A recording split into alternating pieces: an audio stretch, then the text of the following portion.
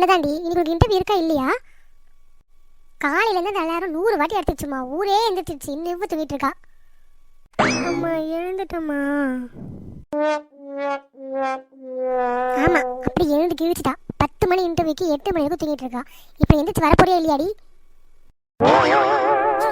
சுபா, காலையிலேயே ஆத்தாளுக்கும் பொண்ணுக்கும் அர்ச்சனை ஆரம்பிச்சிருச்சா? மா, காலையிலேருந்து 100 அலர் அடிச்சிருச்சு. அதுக்கு எந்திரிக்காதவள அன்னைக்கு கத்துறதுக்கு எந்திரிக்க போறா? ஆமாடா, உன் தங்கச்சி ரெடியாகிறதுனால ஒரு பெரிய திருவிழா கொண்டாடில நம்ம. இன்டர்வியூ போறதுக்குள்ள கம்பெனியே மூடுறோம் போல இருக்கு. அம்மா எந்திரிச்சிட்டேன், ஒரு காஃபி கொடுமா. ஏண்டி குளிக்கல, மூஞ்சி கூட கழுவல, எந்திரிச்ச உடனே வந்துட்டா காஃபி கேட்கறதுக்கு? போய் ஃபஸ்ட் மூஞ்சி கழுட்டு வாடி. அம்மா காஃபி குடிச்சதாம்மா எனக்கு மூளையே வேலை செய்யும். உனக்கு மூளை இருந்தா தாண்டி வேலை செய்யறதுக்குண்டா, காஃபி பிடி.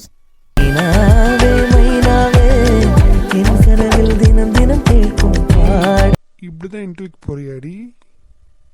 ஏன்டா எனக்கு என்ன குறைச்சல், நாங்களாம் நேச்சுரலாகவே அழகுடா. ஆமா ஆமா, சொன்னாங்க சன் நியூஸ்ல. போய் ரெடியா வர வேலையை பாருடி. என் கண்கள் பூமியில் தேடிய தேடல். ஏண்டா என்ன ஓவரா அவ்வளோ வாய் பேசினேன்? இப்போ நான் டிஃபன் முடிச்சுட்டு ரெடி ஆகிட்டேன், இப்போ தான் நீ உட்காந்து டீ குடிச்சிட்டு உட்காந்துட்டு இருக்கேன். என்னம்மா பண்றது, மகாராணி இன்டர்வியூக்கு போறீங்கல்ல, அதனால எனக்கு இப்போதாம்மா காஃபியே வந்துச்சு. ஆமாம், இவன் வேற ஏதாச்சும் சொல்லிக்கிட்டே இருப்பான். அம்மா அப்பா எங்கம்மா காணும்? நான் இன்றைக்கி தான் ஃபர்ஸ்ட் டே இன்டர்வியூ போகிறேன்ல. எங்கம்மா நானும் சொன்னேன், பொண்ணு இப்போ தான் ஃபஸ்ட் நாள் போகுது இருங்க அப்படின்னு. காலையிலே ஒரு முக்கியமான வேலை அப்படின்னு சொல்லிட்டு பாப்பா கிட்ட காசுலாம் கொடுத்துட்டாமா போனார். ஆனாலும் என்கிட்ட சொல்லாமல் போயிட்டார்லம்மா. இன்னைக்கு ஈவினிங் வந்ததுக்கப்புறம் நான் அப்பாட்ட பேசிக்கிறேன். ஆமாடி, உங்கள்கிட்ட சொல்லிட்டு போன வெயிட் பண்ணா அவன் இன்னைக்கு நைட்டு தான் வேலைக்கு போவார். என்னடி இவ்வளோ சீக்கிரம் வந்துட்டேன் இன்டர்வியூக்கு? என்னடி சொல்கிற, சீக்கிரம் வந்துட்டேனா? என்ன 10 மணிக்கு தான் இன்டர்வியூ சொன்னேன், அவரோட 12 மணிக்கு மாற்றிட்டாங்களோ? மாற்றுவாங்கடி மாற்றுவாங்க. 10 மணி இன்டர்வியூக்கு 9:30 மணிக்கு வந்துட்டு பேச்சு பாரு இவளுக்கு. ஓ, எனக்கு கலாய்க்கிறியா? சொல்லிட்டு கலாய்டி.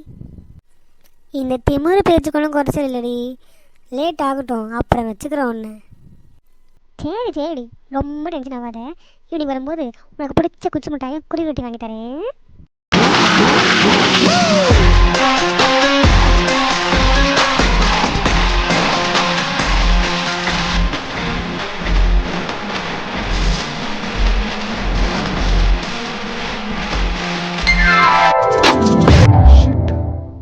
என்ன என்ன பிரேக் பிடிக்கல?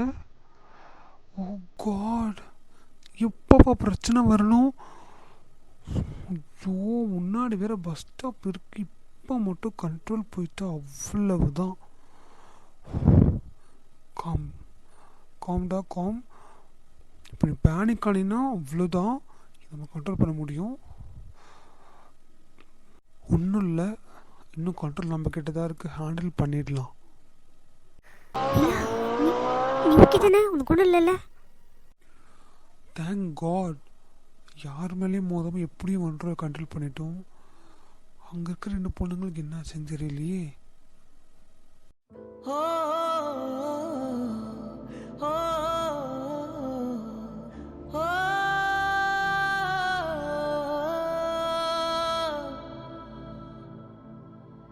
நெஞ்சை பூ போல் கொய்தவளே.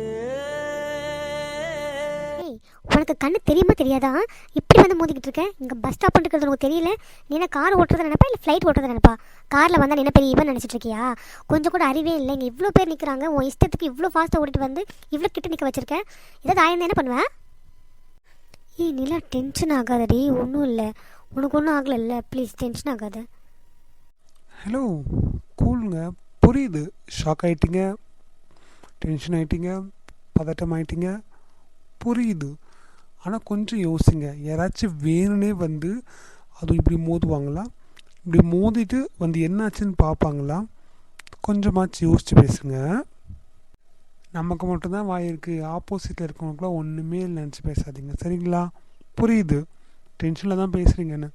ஆனால் முதல்ல நான் என்ன சொல்ல வரேன்னு கொஞ்சம் கேளுங்க. என்னங்க நியாயம், என்ன நியாயம் புரியல. என்ன நியாயம் சொன்னாலும் இப்போ இடிச்சிருந்தீங்கன்னா ஆல்மோஸ்ட் இடிக்கிற மாதிரி வந்துட்டீங்க. எனக்கு ஆயம் இருந்ததுன்னா அப்புறம் சொல்வீங்க, அப்போ என்ன சொல்வீங்க? கரெக்டு. ஆல்மோஸ்ட் ஆக்சிடெண்ட் ஆகலை, ஆல்மோஸ்ட் இடிக்கிற மாதிரி வந்தேன். கரெக்டு தான், ஆனால் இடிக்கலையே. என்னோடய காரில் பிரேக் ஃபெயிலியர், அதனால தான் இந்த பிரச்சனை. இது ரோடுன்னு எனக்கு தெரியும், நான் ஓட்டுறது கார்னு எனக்கு தெரியும். காருன்றதுனால திமிரெல்லாம் எனக்கு கிடையாது. நீங்களும் கொஞ்சம் ரோட்டில் நிற்கும் போது பார்த்து நில்லுங்க. பார்த்துருங்கன்னா புரியல. இப்போ எங்கள் மேலே தப்புன்னு சொல்கிறீங்களா? நாங்கள் இங்கே பஸ் ஸ்டாப்பில் தான் நின்றுட்டுருக்கோம், புரியுதுங்களா? நாங்கள் ஒரு நடு ரோட்டில் நின்றுக்கிட்டு ஃபோன் பேசிக்கிட்டு சிரிச்சுக்கிட்டு ஆடிக்கிட்டு இல்லை. ஒரு சாரி கேட்க தோணுதா உங்களுக்கு? ஆர்கியூ தான் பண்ணிக்கிட்டு இருக்கீங்க. ஹேய் நிலா, நமக்கு ஒரு இன்டர்வியூக்கு டைம் ஆகிடுச்சு, வா நம்ம போகலாம். இது அப்புறம் பார்த்துக்கலாம். உனக்கு தான் எதுவும் ஆகலைல்ல, நம்ம கிளம்பல, நமக்கு டைம் ஆகிடுச்சு. அதுக்குன்னு அப்படி விட்டு வர சொல்கிறியாடி? இவ்வளோ தூரம் இடிக்கிற மாதிரி வந்துட்டு நம்ம ஆல்மோஸ்ட் கீழே விழுந்திருப்போம், ஒரு சாரி கேட்கணும்னு தோணுதா அவருக்கு? இந்த பணக்காரங்களே இப்படி தான். இவங்களுக்கு பணம் இருக்குல்ல, கார் இருக்குல்ல, இவங்களால என்ன பண்ணிட முடியும் ஆஃப்டர் ஆல் அப்படின்னு நினைக்கிறதால தான் ஒரு சாரி கேட்குறதுக்கு இவருக்கு இவ்வளோ ஈகோ. இதில் வேறு பொண்ணுங்க இப்படி இருக்கணும் அப்படி இருக்கணும்னு அட்வைஸ் வேறு. ஏங்க நாங்கள் எப்படி தான் வந்துட்டு போகிறோம், எனக்கு அட்வைஸ் பண்ணுறதுக்கு நீங்கள் யார்? அதே மாதிரி என்ன கேள்வி கேட்குறதுக்கு நீ யார்? சும்மா ரோட்டில் போகிறவங்க பிடிச்சி கேள்வி கேட்கல, என்னை இடிக்க வந்து என் மேலே ஆக்சிடென்ட் பண்ண வந்தவங்க மேலே தான் கேள்வி கேட்குறேன். சும்மா ரோட்டில் போகிற வரவங்கலாம் பேசுறதுக்கு ஒன்றும் டைம் கிடையாது. அதுவும் கொஞ்சம் கூட சென்ஸும் இல்லாமல், கொஞ்சம் கூட ரிக்ரெட்டே இல்லாமல் ஒருத்தங்களை மோத வந்திருக்கும், இடிக்க வந்திருக்கும், அவங்க பயந்துருக்காங்க, அவங்களுக்கு கோவம் வருதுன்றதை கொஞ்சம் கூட அண்டர்ஸ்டாண்ட் பண்ணிக்காமல் நாமளன்ற திமிரில் ஒரு சாரி கேட்குறதுக்கு இவ்வளோ நேரம் ஆகுதுல்ல? பிரேக் பிடிக்காத வண்டி எடுத்துக்கிட்டு உங்கள் மேலே இடிக்காமல் வந்ததுக்கு நீங்கள் எனக்கு தேங்க்ஸ் சொல்லணும். என்னால் சாரி எல்லாம் சொல்ல முடியாது. சே, இவ்வளோ ஆட்டிடியூடாக இவ்வளோ திமிரான ஒரு ஆள் நான் பார்த்ததே இல்லை. சி. ஏய் வாடி, நம்ம இன்டர்வியூ போகலாம். தேவையில்லாமல் இந்த ஆள் நமக்கு 10 நிமிஷம் லேட் ஆகிடுச்சு, ஆல்ரெடி லேட். இன்டர்வியூ போகும்போது அதுவும் இவன் மூஞ்சி பார்த்துட்டு போயிருக்கும், விளங்கின மாதிரி தான் இன்டர்வியூ. சரி, திருப்பி வேணும் என் லைஃப்பில் நான் பார்க்கவே கூடாதுன்னு நினைக்கிறேன். எவ்வளோ ஆட்டிடியூட், எவ்வளோ திமிரு, எவ்வளோ ஈகோஸ்டிக்கான பர்சனல் லைஃப்பில் நான் பார்த்ததே கிடையாது. சரி அப்பா, மேடமுக்கு எவ்வளோ கோவம் வருது. எனக்கே இவரை பார்த்த உடனே ஏதோ ஒரு ஃபீல், எங்கேயோ பார்த்த முகம், ரொம்ப வருஷம் பழகின மாதிரி ஏதோ ஒரு ஃபீல். என் மனசெல்லாம் படப்படன்னு ஆகுது. என்னால் எதுவுமே பண்ண முடியல. அவன்ட்டு இவ்வளோ பேசுகிறா, என்னால் கோவமே பட முடியல.